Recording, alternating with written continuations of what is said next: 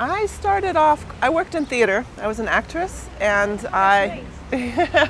when I was younger, when I was a child, really, I grew up in theater, directing and acting, writing.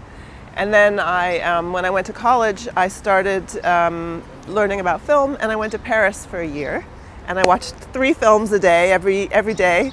And I was like, wow, film, oh my God, everything, because they have program cinemas. So they have cinemas that show old films, so classic films, French films, everything, anything you want to watch that's not like, you know, a Hollywood, you know, box office from that year, you could watch. So all the Nouvelle Vague, you know, like just tons of stuff because I didn't really know that much about film. Anyway, so I went back to college, and I was like, okay, where's the filmmaking? And I started making films. And my university had, it wasn't a film school, but it had sort of a whole group of people who did like personal documentary kind of style of filmmaking. And so I think that really impacted me. And in fact, I was really lucky because when I graduated, I got to stay and work as an assistant teaching fellow to a filmmaker who had come from Hungary. And he didn't speak English, so he spoke French, and I translated. And so we taught the class together for 2 years. And I made a film during that time, a short film, and just got to know him. And anyway, so then after that, I got a scholarship. I moved to Berlin, and I started working in film, and I was everybody's assistant. I was an assistant editor, assistant camera, assistant director.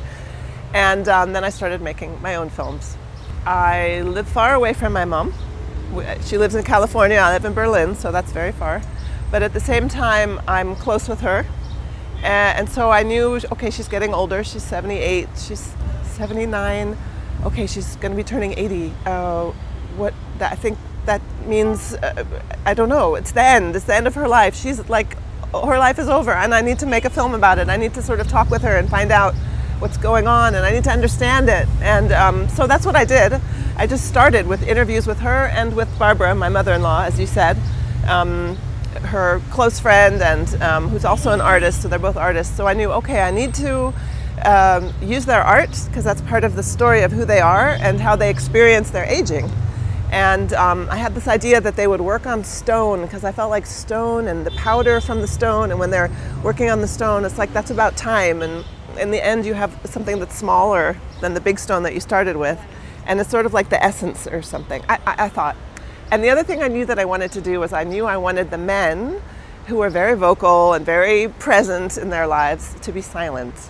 So I wanted them to be in the film but not talking. And so that's what we did. So the men are in black and white silent footage, and the women are the ones who get to talk and be at the center. I'm a fan. So I hadn't been here before, but I absolutely love it. I think your team, the heart of the team, so you know who I mean, you and Buche and Gultan are just phenomenal, and you really carry the festival and all the people around. Well, and also, you know, you bring in people who are full of heart and soul, and connect really well, so that every time we go out for dinner, I'm like, yes, I get to talk more to the other people in the festival. And so for me, it's just been like a blast. It's just been like the whole week. First I thought, oh no, I'm coming for a week. Why am I coming for a week? That's way too long. So yeah, I'm going to tell everybody about this festival. Thank you. And thank you for the way in which you're accompanying all the people who are here as guests.